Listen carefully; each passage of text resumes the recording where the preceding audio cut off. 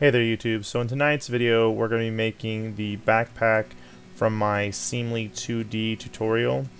Starting off, we're going to make the front panel of the backpack, and to start that we're going to make the front pocket. So the first thing I did was get some zipper coil out and measure it to fit the long side of the front pocket. This is number 3 zipper coil. You could probably use something a little bit bigger, but I had this on hand, so that's what I used. Once I had the zipper coil cut, I went ahead and laid it teeth down on the outside of the pocket and clipped it down. First thing we'll do is sew it down, and then we will flip it over and top stitch it. If you'd like to download this pattern, there will be a link in the description to the pattern. You can also watch the Seamly 2D tutorial to see how I made this pattern. One nice thing about it is I can change the size. The original pattern, I believe, was 18 inches tall or 18 inches wide and 24 inches tall, which is a little, well, ginormous for something like this. So I shrunk it down quite a bit. I think it was 11 by 16, which is the size of a more normal backpack. Once you have the zipper stitched on, go ahead and fold it over so that the teeth and the right side of the fabric face the same direction. Then go ahead and top stitch along this edge. Once the bottom half of the pocket is complete, repeat the same steps for the top half of the pocket.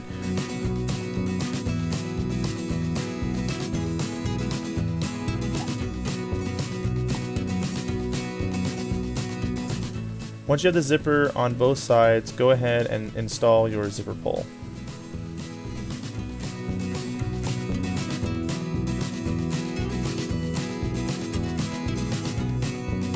The next step is to assemble the front panel. Take one of the panel pieces and the pocket you just assembled and line up the bottoms. Then mark the top of the pocket so you know where to stitch it down. Once you've marked where the top of the pocket will lie, then flip the pocket upside down with the right sides together and line up on that mark. Once you have everything lined up, go ahead and clip it down and stitch along that edge.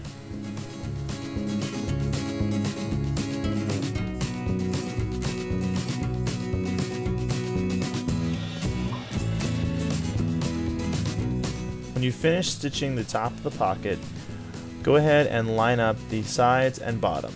Clip these down and then sew around all 3 edges.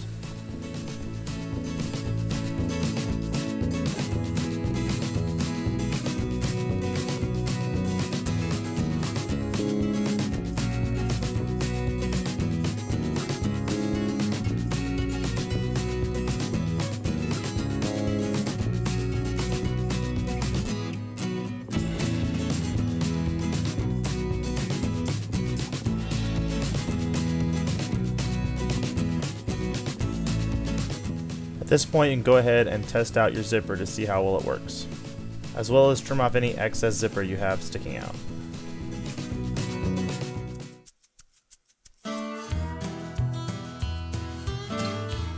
Next, we're going to assemble the main zipper. This is basically the same as assembling the pocket zipper, just a little bit longer. So take one of your zipper gussets and measure out an appropriate length of zipper coil. Again, I used number 3 zipper here. You could probably use number 5 or something a little bigger if you wanted to. Since this is the main zipper, I decided to go ahead and install 2 zipper pulls facing opposite directions. That way you can open up the pack a little bit easier, or from either side.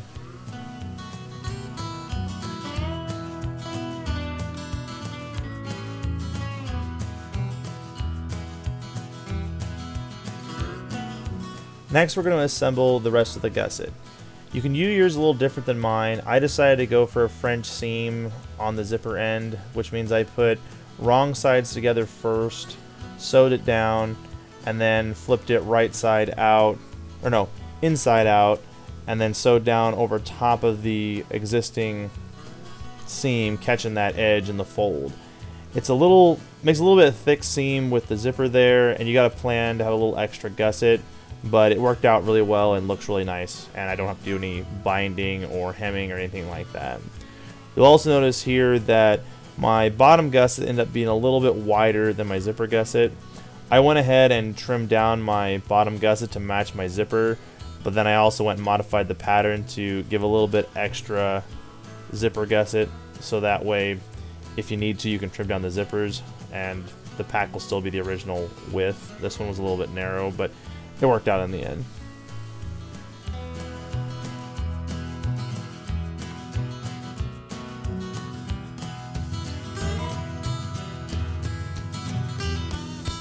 Next, I assembled the shoulder straps.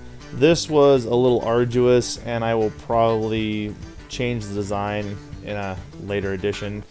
For these, I put two pieces together, right sides together, sewed around both sides and the bottom, and then turned them inside out to put my neoprene. I used a 3/8 inch neoprene that I got on Amazon.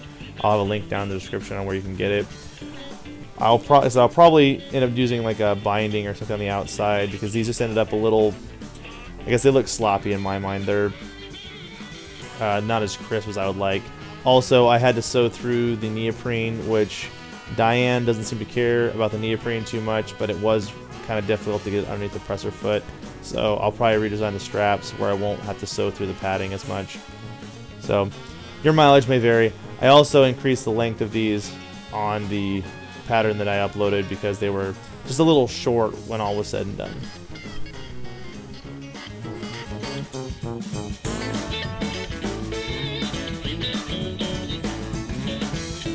Next, we're going to do the strap reinforcement.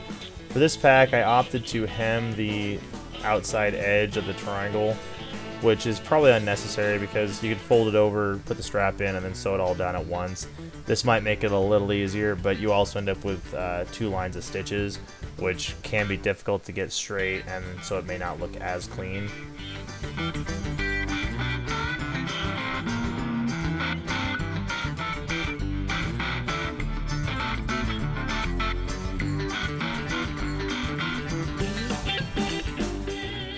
Once you have both of the strap reinforcements hemmed, or whatever you're going to do with them, go ahead and take your strap and fold the triangle in half and put the strap in the middle.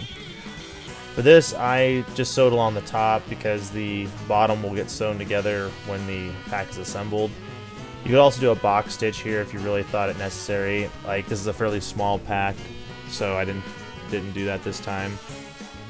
I'm trying to remember how long these were. I think I cut these to be 2 feet long, and they were just about perfect. Maybe measure out and see what size you need to fit your body type.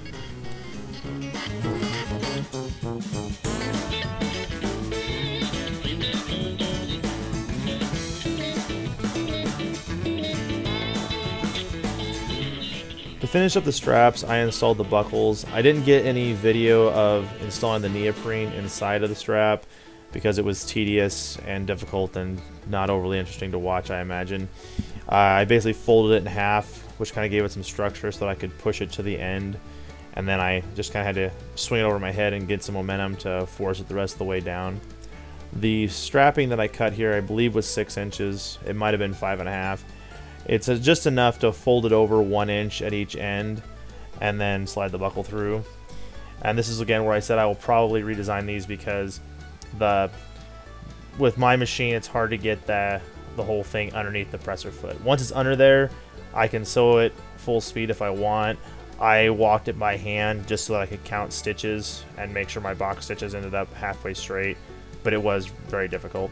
If your machine can handle padding better than mine, you can go ahead and do it this way, but I will probably modify this a little bit in the future.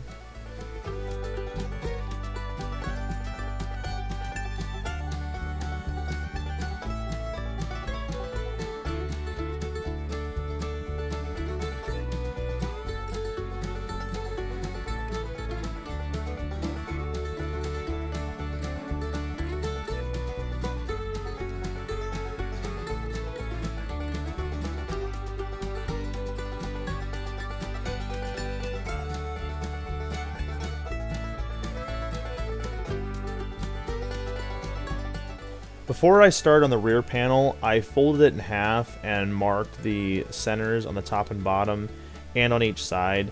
I ultimately didn't use the side measurements at all, but the top was very handy to have. You can install any of these pieces in any order you want to. I opted to start with the bottom strap. I think I ended up measuring up 1 inch from the bottom just to get past that curve, so that when I was sewing the edge I didn't have to worry about sewing through multiple layers on that corner.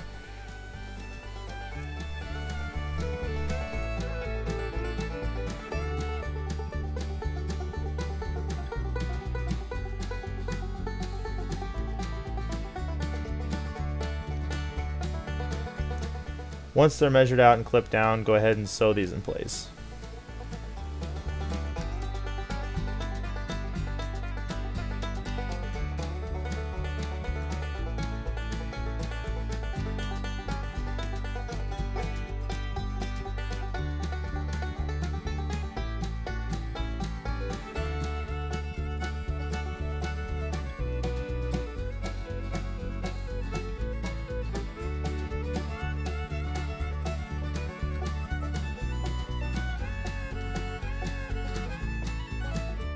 Next, I opted to install the carry strap, although this might be more of a hanging loop just because the nylon wasn't very long. I had a scrap piece that fit almost perfectly, so I decided to use that instead of cutting a new one.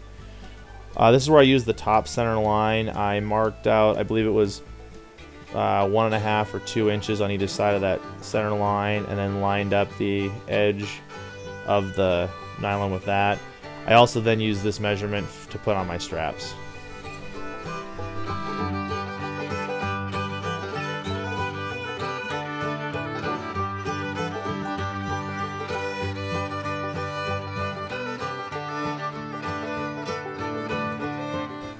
For the straps, I just put them on the outside edge of the carry handle.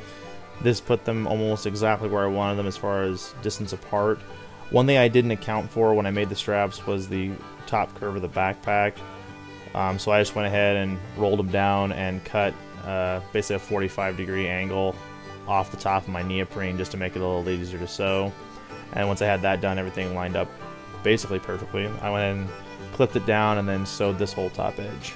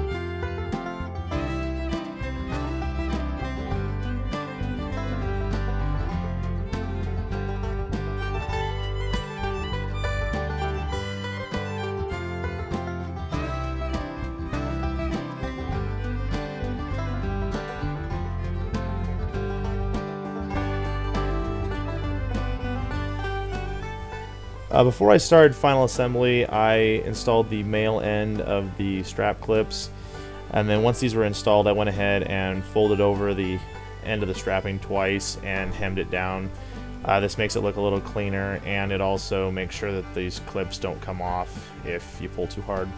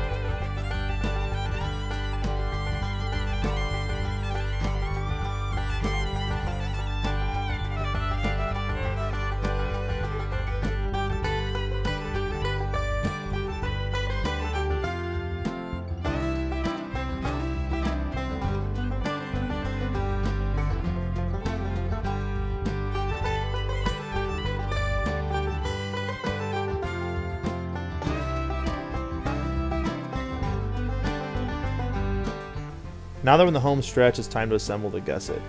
This is where I kind of lucked out. When I was copying out the pattern, I left the centerline mark on the top and bottom gussets, or the zipper gusset and the bottom gusset, and I was able to line this up with the marks I'd made earlier on the back of the pack.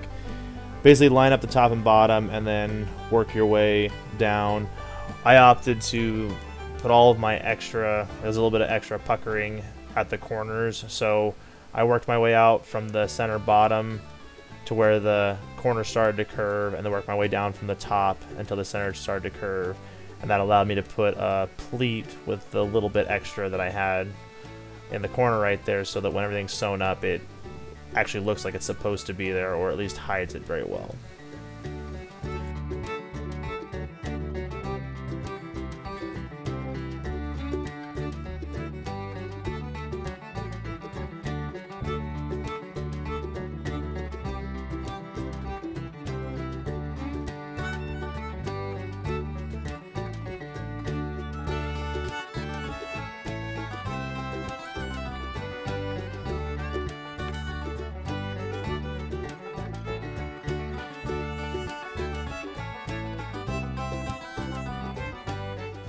Once everything's clipped together, go ahead and sew the gusset onto the back panel. I should also mention at this point to make sure that right sides are together, because we're going to turn this bag out when all is said and done. I start at the center bottom because I figure that gives me the cleanest look and allows me to hide the initial stitches.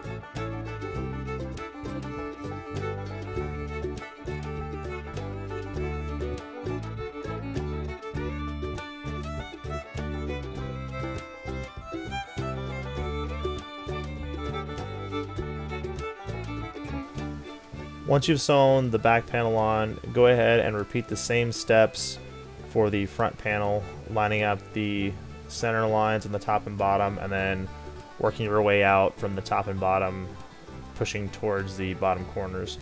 Also, make sure that before you finish up, the zipper is open, otherwise you're going to have a terrible time flipping the bag inside out, or right side out.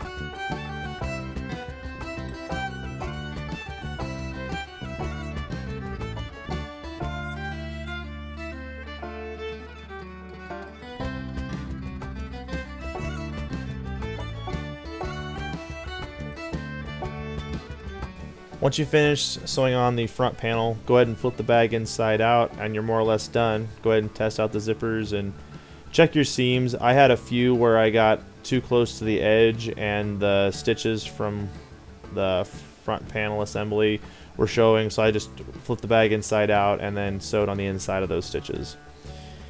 If you found this video helpful or informative, please like, share, and subscribe, and I will see you in the next one.